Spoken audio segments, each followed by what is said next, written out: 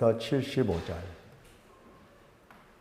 마태복음 26장 69절에서 75절 함께 봉독합니다. 베드로가 바깥들에 앉았더니 한 여종이 나와 이르되 너도 갈릴리 사람 예수와 함께 있었도다 하거늘, 베드로가 모든 사람 앞에서 부인하여 이르되 나는 내가 무슨 말을 하는지 알지 못하겠노라 하며 앞문까지 나아가니 다른 여종이 그를 보고 거기 있는 사람들에게 말하되 이 사람은 나사렛 예수와 함께 있었도다 하매 베드로가 맹세하고 또 부인하여 이르되 나는 그 사람을 알지 못하노라 하더라. 조금 후에 곁에 섰던 사람들이 나와 베드로에게 이르되 너도 진실로 그 도당이라. 내 말소리가 너를 표명한다 하거늘 그가 저주하며 맹세하여 이르되 나는 그 사람을 알지 못하노라 하니 곧 닭이 울더라. 이에 베드로가 예수의 말씀에 닭 울기 전에 내가 3번 나를 부인하리라 하심이 생각나서 밖에 나가서 심히 통곡하니라. 아멘. 내가 각오만 하면 믿음인가 하는 제목을 생각해 보도록 하겠습니다. 내가 믿겠습니다 하고 각오만 하면 그게 곧 믿음이냐 하는 겁니다. 자, 오늘 여기 본문을 조금씩 살펴보도록 하겠습니다. 하나님께서는 당신 백성을 구속하신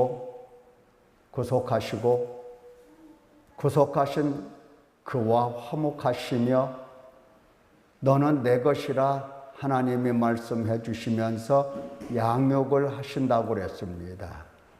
하나님의 양육하시는 그 길에서 가장 첫 번째 하나님이 하시는 일은 무엇보다도 네가 범죄했다라고 말씀을 하십니다.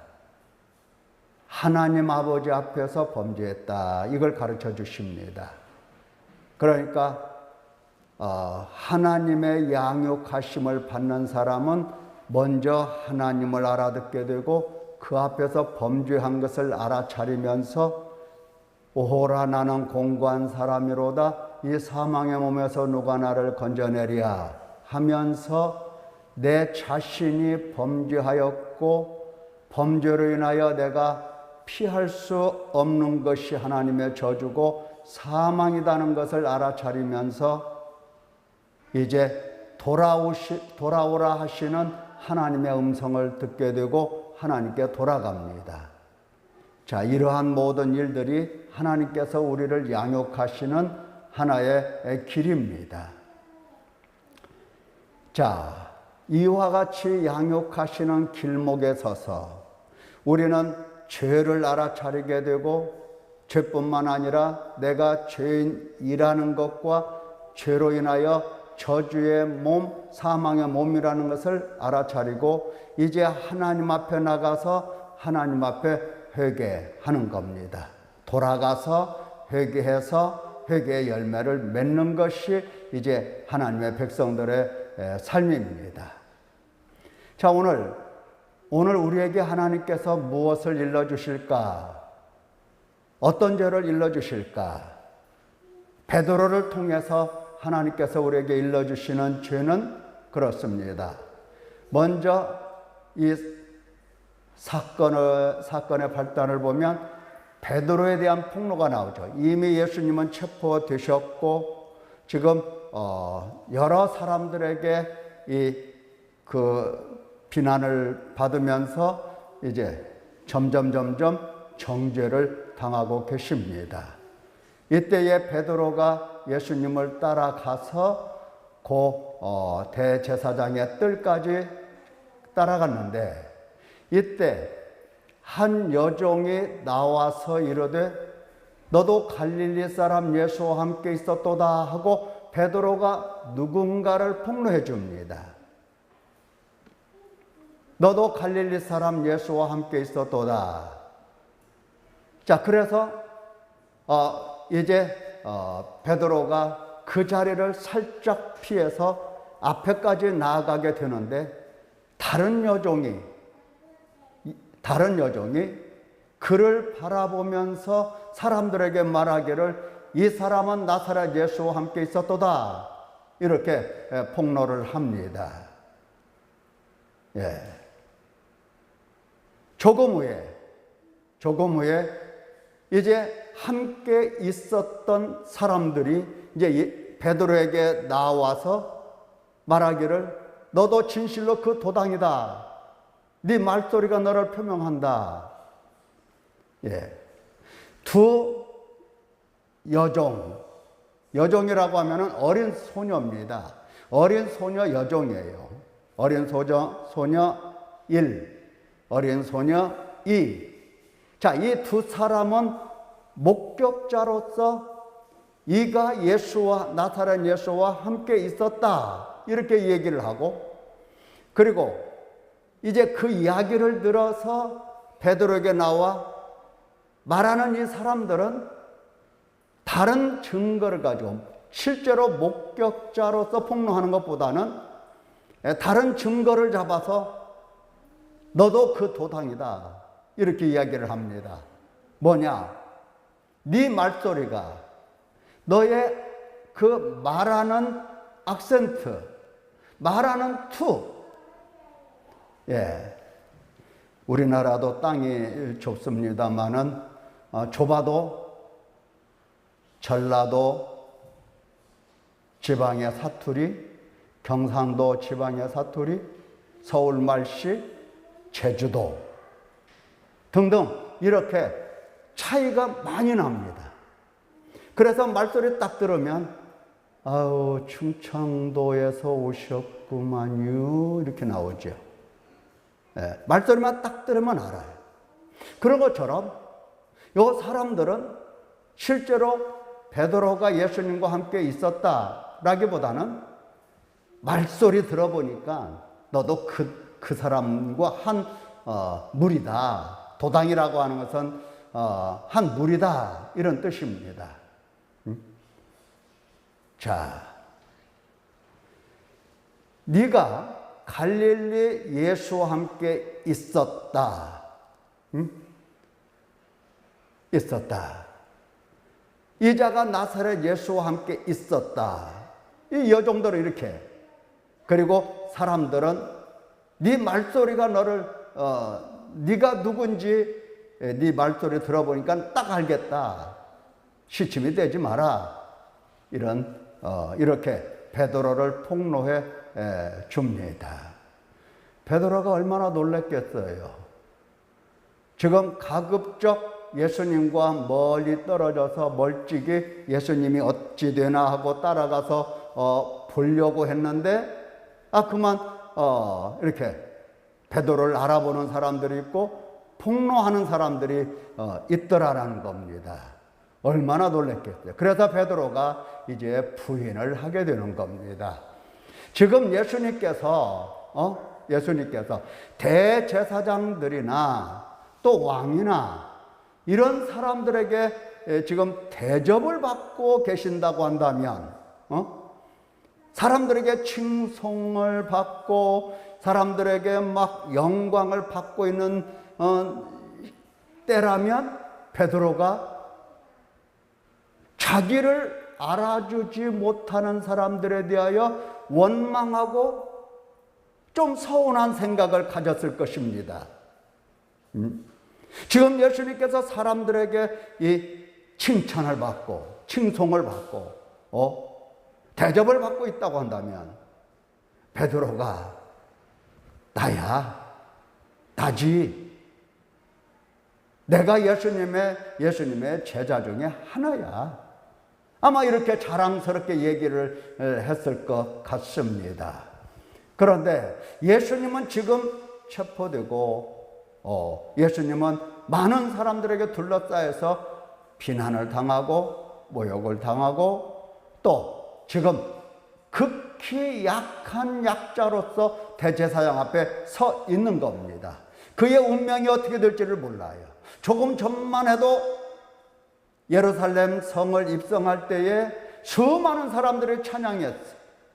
그래서 이분이 이스라엘의 임금이로구나 그런 생각을 했었는데 이제 한 인간으로서 체포되어서 이제 사람들에게 조롱, 비난, 모욕 이런 일을 당할 때에 자기가 그와 함께 있었다는 거, 그 무리라는 거 이거 밝혀질까 봐 조마조마했는데 어린 소녀 둘이 네가 갈릴리 예수와 함께 있었도다.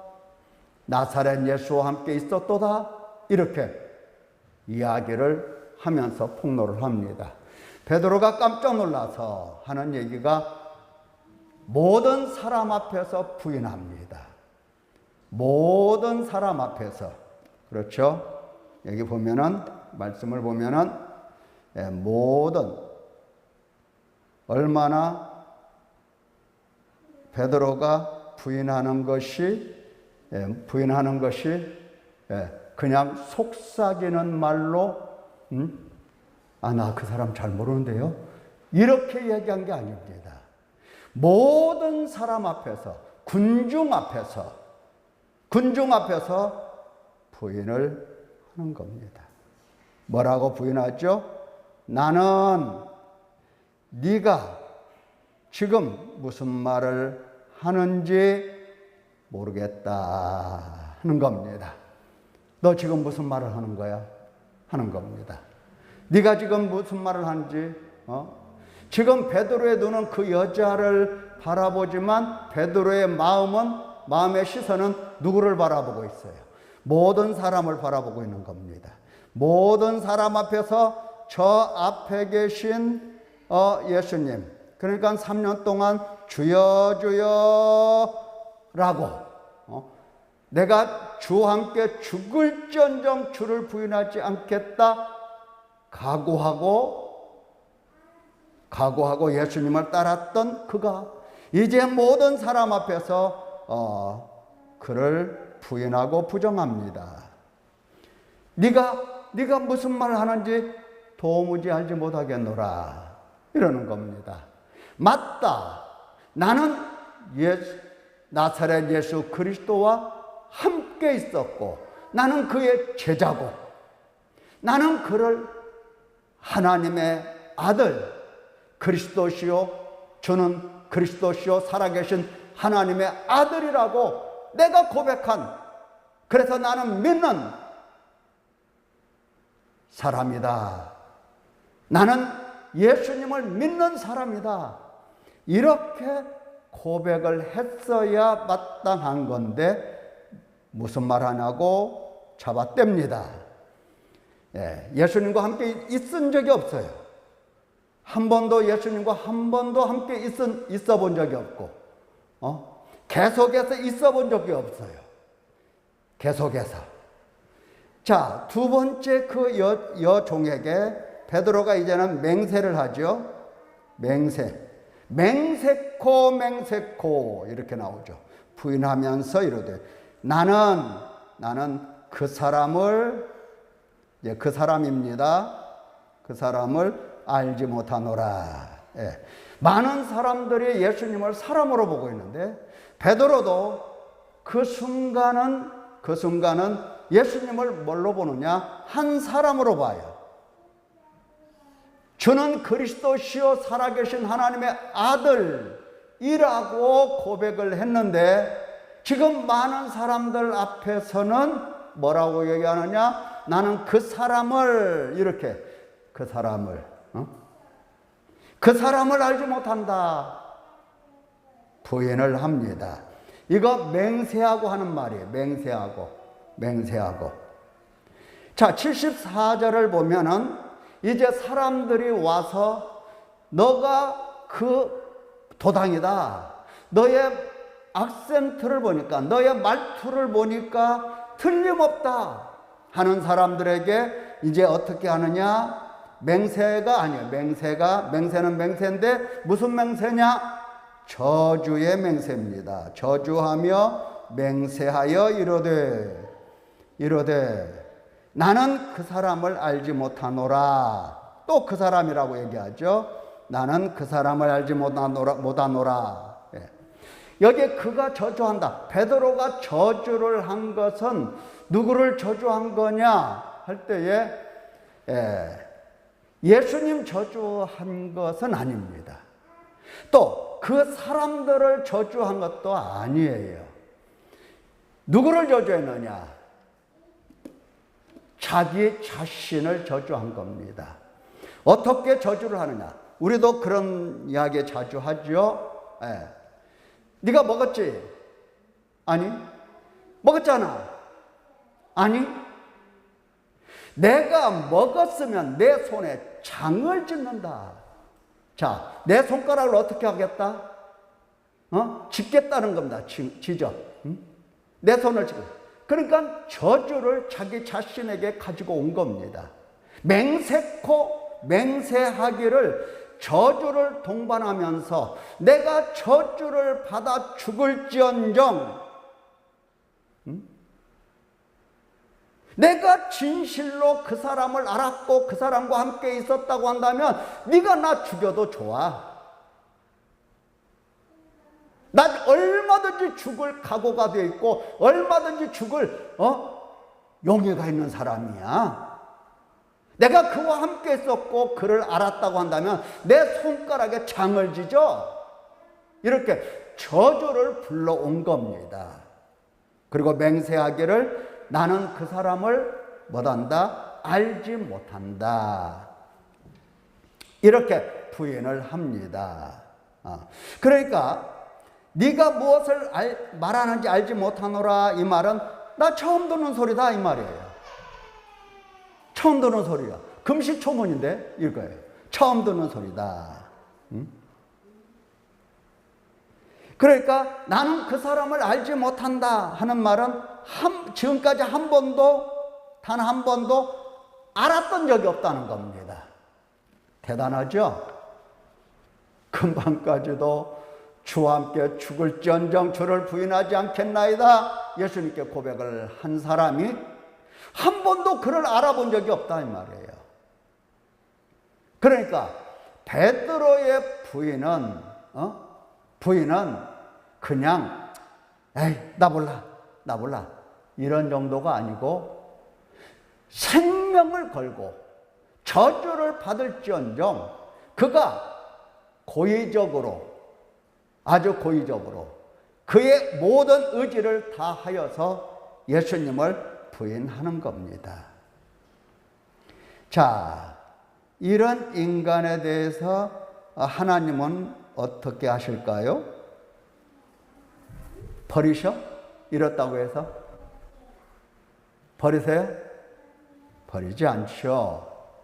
그게 하나님의 자비고 하나님의 긍휼이고 하나님의 사랑이고 하나님의 인자입니다. 인자. 한 번 책임을 지시면 끝까지 책임을 지시는 하나님이십니다. 끝까지 책임을 지세요. 한번 생각해 보세요. 내가 저 사람을 내가 안다고 한다면 내 손가락에 장을 짓는다 내가. 그러면 뭐라고 해서 우리 보통 사람들 같으면 미친놈 그렇거든요. 미친놈. 아까까지만 해도 주를 부인하지 않는다고 하더니 그러겠죠. 근데 예수님께서는 예언하신 대로 닭이 울더라 그랬죠. 닭소리를 들려주십니다. 자,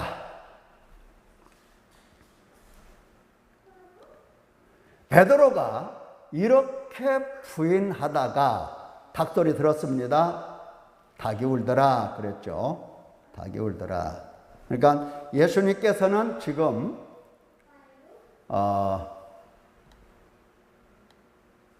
닭소리를 들려주십니다. 닭의 울음소리. 닭의 울음소리를 들은 베드로는 예수님의 말씀이 즉시로 생각이 났습니다. 예수님 말씀이 생각나요. 예, 닭은 닭대로 우는 거고, 닭은 닭대로 우는 거야. 닭은 우는 게 아니에요. 그 당시만 울었다. 닭은 그렇지가 않잖아요. 오늘날에도 울잖아요. 얼마든지 울어요.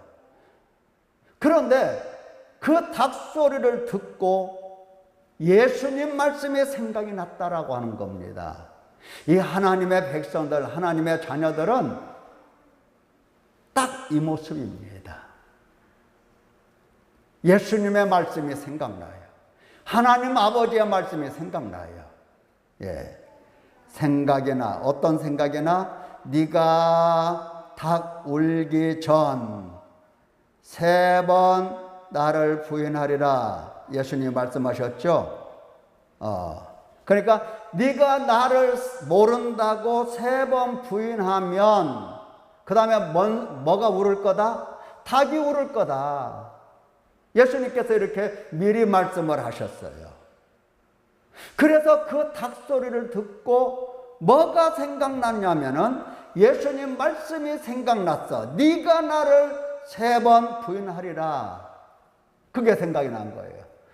지금 보니까 내가 지금 예수님을 모른다, 그 사람을 모른다 이렇게 부인한 것이 몇 번이에요? 3번이다 이 말이에요.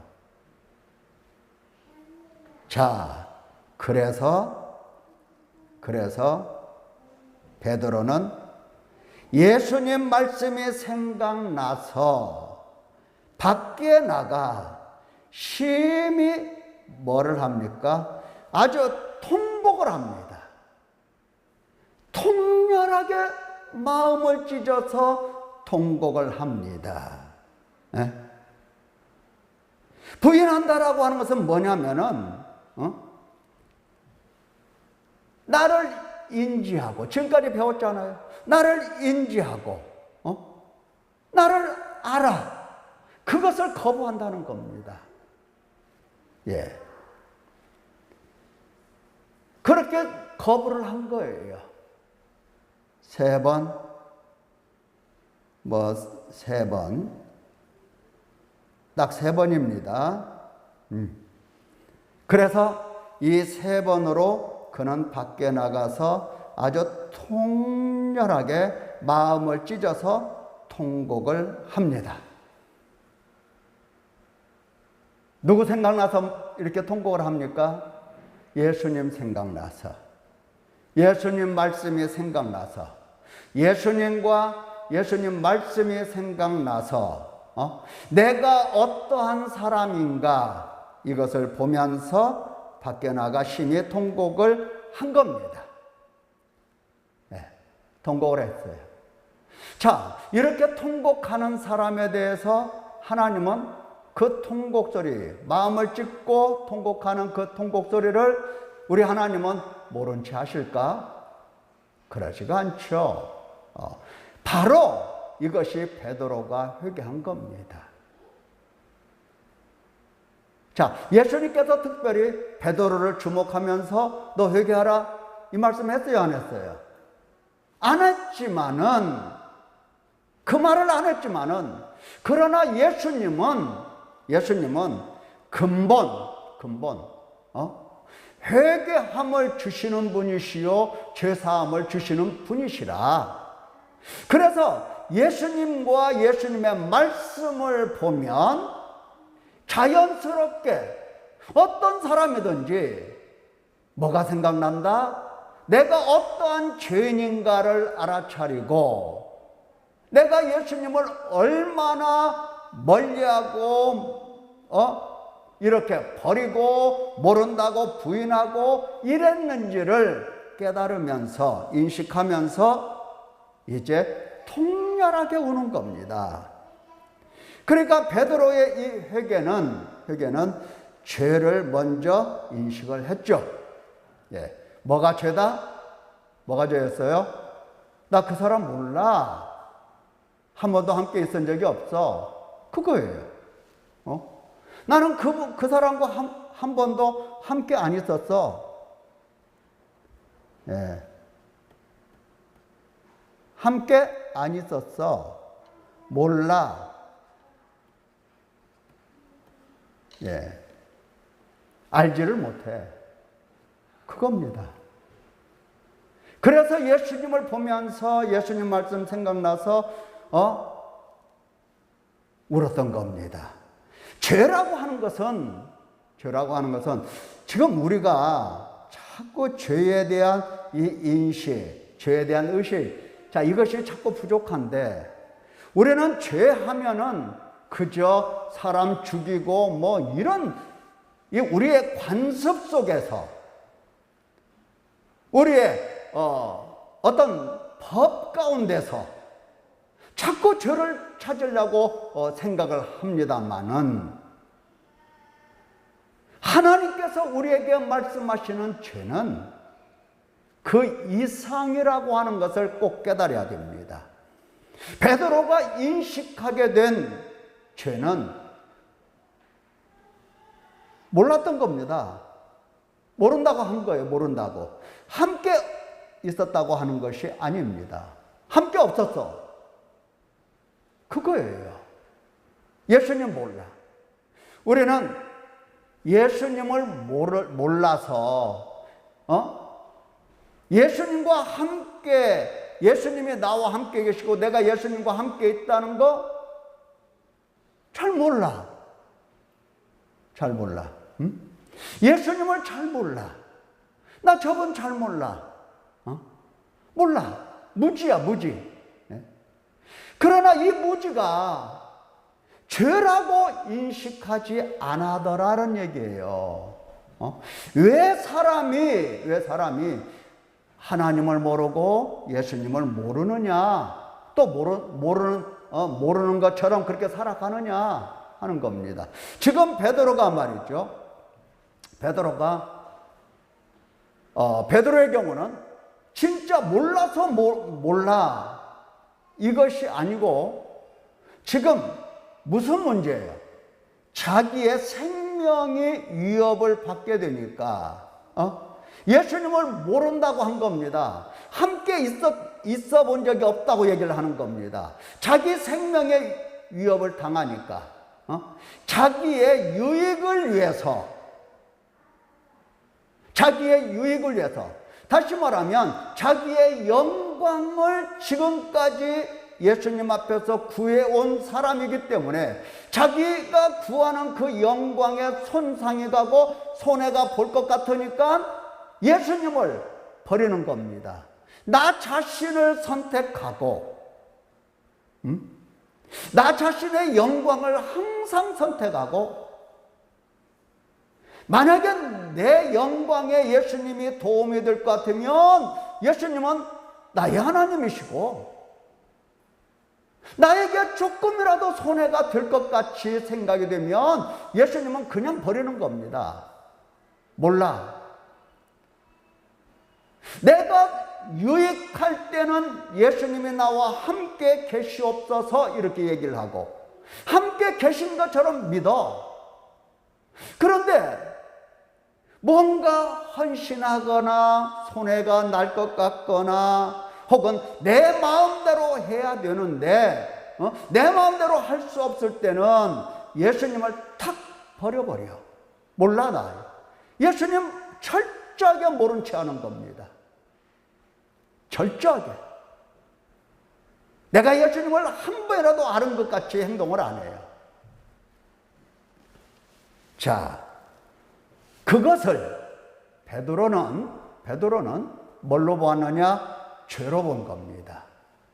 예수님께서는 이미 이전에 너의 부인은 너 자신의 부인이 아니고 이것은 사탄의 유혹이고 사탄의 요구였다라고 미리 말씀을 해주셨어요. 시몬아 시몬아 보라 사탄이 너희를 밀가부르듯 하려고 요구했다. 사탄이 미혹하고 유혹하고 시험하고 사탄이 그를 놓지 않고 끝까지 붙들어 죽음으로 데려가려고 사탄이 했다라고 하는 것입니다. 자, 내 영광을 선택하면서 내 유익을 선택하면서 내게 유익이 되지 아니할 것 같이 여겨지면 예수님도 버리는 이러한 습관적인 행위는 단순히 내 마음의 문제가 아니라 이것은 사탄의 유혹이고 사탄이 요구하는 바고 사탄이 세뇌하며 지금까지 가르쳐 놓은 그 결과다라고 하는 겁니다.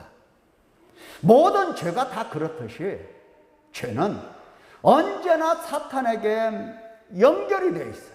사탄에게 매여 육신에 속하여 죄 아래 팔려 사망의 몸 그렇게 된 겁니다. 자, 그런데 이것을 죄라고 여기게 되고 누가 죄라고 여깁니까? 오늘날 내가 유익이 되지 않을 것 같으면 예수님도 선택하지 않아요. 모른 채 합니다. 얼마나 이거 3번 정도가 아니죠. 3번에 1000번을 곱고 거기에 10제곱을 해서 셀 수 없을 만큼 예수님을 버린 적이 한 번, 이게 한두 번이 아니다 이 말입니다. 3번이 아니에요. 지금까지 그렇게 살아온 겁니다. 함께 해주셨어도 함께 해주신 걸 모르고, 도우셔도 도우시는 줄 모르고, 인도하여 주셔도 인도하시는 줄도 모르고, 사랑하시고 사랑하셔도 모르고, 당신의 하나밖에 없는 생명을 내어주신 나의 하나님이라는 것도 알아차릴 생각을 안 해. 이것이 바로 죄라는 것. 이것을 예수님이 깨우쳐 주십니다. 회개는 예수님이 시키시는 겁니다. 그래서 지금 그가 이렇게 부인하는 동안에 이미 예수님께서는 내가 너를 위하여 내 믿음이 떨어지지 않기를 기도하였다라고 말씀을 하십니다.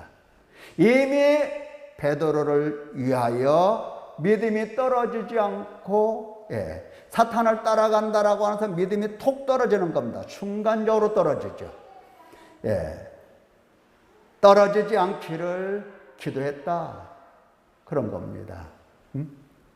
그러니까 항상 내 영광, 내 만족, 나 중심적인 삶을 사는 사람들은 원래 믿음을 갖고 있는 게 아니에요. 믿음 없어요. 믿음 아닙니다. 그런데 믿음이 떨어지지 않기를 예수님께서는 항상 기도를 처음부터 해오신 겁니다. 그래서 너는 돌이킨 후에 내 형제를 굳게 하라 말씀을 하십니다. 베드로가 뭐라고 했어요?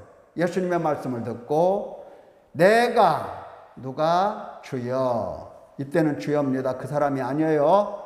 내가 주와 함께 오게도 죽는데도 가기를 각오하였나이다. 이렇게 얘기를 해요.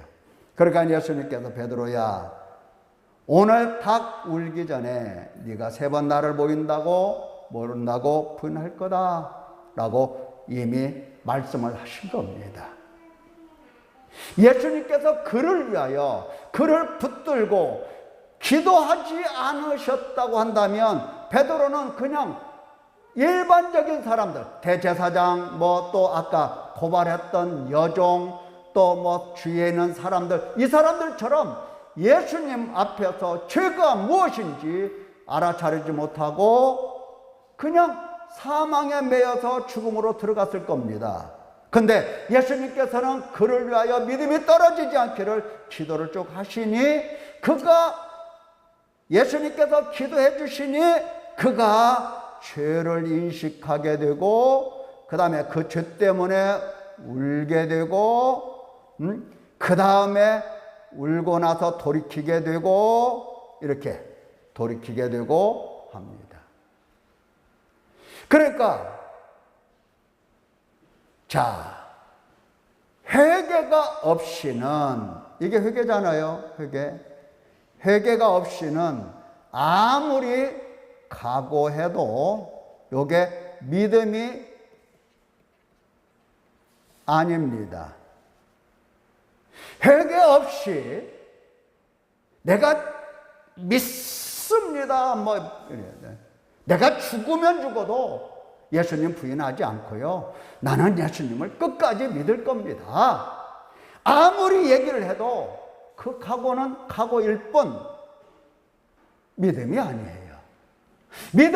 우리의 믿음은 예수님의 손에 달려 있어요. 우리의 각오에 달려 있는 게 아니라 예수님의 손에 달려 있어요. 예수님께서 붙드시고 예수님께서 위하여 기도하시고 성령 하나님께서 오셔서 우리를 앞서 인도하시고,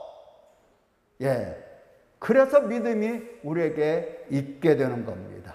믿음은 하나님이 주시는 선물이지 내 마음의 의지나 내 결단이나 요거에 의해서 갖게 되는 인간의 소산물이 절대로 아니다라고 하는 거, 기억을 해야 됩니다. 자, 이렇게 회개하고 나니까 믿음이 떨어지지 않았고, 그 다음에 믿음이 떨어지지 않으니까 이제 형제를 굳게 하라고 사명감을 일깨워 주십니다. 사명감을 일깨워 주세요. 너 형제를 굳게 하라. 회개 전에 각오는 아무 의미가 없습니다. 회개하고 나면 믿음도 믿음다워지고, 또 회개하고 나면 내가 하나님 앞에서 무슨 일을 해야 될지 하나님 앞에서 사명감도 알아차리게 되고, 자, 형제를 굳게 한다. 어떻게 굳게 할 거냐? 똑같이 할 거라, 똑같이. 죄를 일러줄 겁니다. 해봤잖아요. 해봤어. 해봤다고. 죄를 일러주고, 그 다음에 울게 할 겁니다. 회개하게 만들 거라고요. 울게 할 거라고요. 왜? 해봤으니까. 그래서 죄를 인식하고 심히 통곡하고 통에 자복하는 것이 회개라는 것을, 이게 바로 돌이킴이라고 하는 것은 회개죠. 회개라는 것을 그가 몸으로 체험을 하게 되는 겁니다. 그래서 형제들을 굳게 하라. 형제들을 어떻게 굳게 하라? 믿어라. 믿어. 주여 삼창하고 믿어. 아니에요. 그렇게 해서 믿어지는 게 아닙니다. 똑같아요. 회개하라 이 말이에요. 회개하라. 회개하라. 베드로의 유명한 설교 있잖아요. 하나님을 오른손으로 높이사 그를 어떻게 하셨다? 이스라엘에게 회개함과 죄사함을 주기 위하여 오른손을 높이사 임금과 구주로 삼으셨느니라. 회개함과 죄사함을 주시는 분, 정확하게 헤아리고 있죠. 자, 시간이 금방 가요. 너무 길어서 한 20분에서 25분이나 이렇게 하려고 생각하면은 1시간이 금방금방 가서, 유튜브에서 다시 듣는 분들이 치료해야 할까봐 걱정은 돼요. 뭐 치료해 하시는 분은 할망정 자꾸 이렇게 하다 보면 나아지겠죠. 누군가는. 자, 나는 누구인가? 여러분 생각을 해봐야 됩니다. 나의 죄가 무엇인가? 아이고, 넘어갔습니다. 나의 죄가 무엇인가? 여러분, 나의 죄가 뭐다? 나의 죄가 뭐다? 내 영광을 취하고 예수님을 버리는 겁니다. 항상. 내 욕심을 따라가고 예수님의 뜻을 따라가지 않는 거예요. 내 생각을 따라가고 예수님 생각을 안 따라가는 겁니다. 내 유익을 취하고 예수님의 영광을 버리는 겁니다. 예수님을 버리고 나를 취하는 것이 죄라고요. 여러분, 이게 베드로를 보면서 죄가 뭔가를 명확하게 깨달으셔야 됩니다. 매우 중요한 거라고 했어요.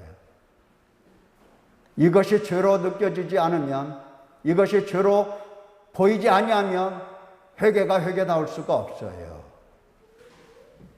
매우 중요한 겁니다. 나의 죄가 무엇인가? 나의 죄가 명확하게 보여야 되고요. 나의 각오, 지금까지, 옛날부터 지금까지 우리는 수만 번, 수천 번 각오한 내용들이 있을 겁니다. 그거 믿음이라고 생각하면 절대 착각입니다. 착각이에요. 내가 예수님을 믿어. 나는 예수님을 끝까지 믿을 거야. 이런 각오는 믿음의 축에 들어가지가 않아요. 정확하게는 믿음이 아니에요. 자, 나는 이 회개의 과정을 철저히 통과한 사람인가? 회개의 과정은 어떤 거라고 했습니까? 죄 인식을 하고 깊은 죄 의식으로 들어가야겠죠. 죄 의식으로 들어가야 돼요. 죄가 뭔가를 명확하게 잡아야 돼요. 그리고 죄뿐만 아니라 죄인도 알아차려야죠. 죄인. 내가 어떠한 죄인인가를 알아차려서 그 다음에 지난번에도 말씀드렸지만 회심을 하게 되는 거고, 회심은 마음을 돌이키고 결단을 해보는 거예요. 근데 안 된다 이 말이에요. 그래서 통회를 하는 겁니다. 통회를 하는 거예요. 회심과 통회를 통해서 이제 하나님의 도우심을 받게 되는 겁니다. 오셔서 씻어주시고 깨끗하게 하시고 용서하시고 깨끗하게 하셔서, 자, 용서를 받으면, 죄인이 깊은 죄인의식에 있다가 용서를 받으면 이거보다 더 큰 기쁨은 없고 사랑은 없다고 느끼게 되는 겁니다. 왜? 죽음에서 건져주셨으니까. 용서해 주셨으니까. 그래서 하나님을 이 세상에서 가장 중요한 가치, 소중한 분으로 여기게 되는 겁니다. 그래서 이제 하나님을 믿고 사랑하게 돼요. 이제서 하나님을 믿고 사랑하게 됩니다. 이러한 과정을 그냥 대충 통과한 게 아닙니다. 베드로처럼 철저하게 통과를 해야 됩니다. 자, 베드로가 여기서 이렇게 통회하고 회개를 했다고 해서 이 회개가 다가 아니에요. 다가 아니고 하나님께서는 또 어떻게 회개를 시키십니까? 바로 성령을 보내주셔서 성령을 받고 생명 얻는 회개로 들어가게 되는 겁니다. 이때 믿음이 탄탄해지고 목숨을 걸고 순교할 믿음의 자리로 비로소 나아가게 되는 겁니다. 네, 우리가 이렇게 이 과정을 겪어가려고 작정하고 나선 사람인 만큼 여러분, 회개의 과정을 철저히 통과한 사람인가? 나 자신을 살펴보면서 우리가 무엇을 해야 될 것인가? 나를 구속하신 하나님, 나를 구원하신 하나님, 나를 찾아오셔서 당신 백성 삼으신 그 하나님 앞에서 내가 무엇을 해야 될 것인가? 이것을 마음속 깊이 새겨 넣을 수 있는 귀한 성도 되시기를 예수님의 이름으로 축원합니다. 기도하겠습니다. 은혜로우신 아버지,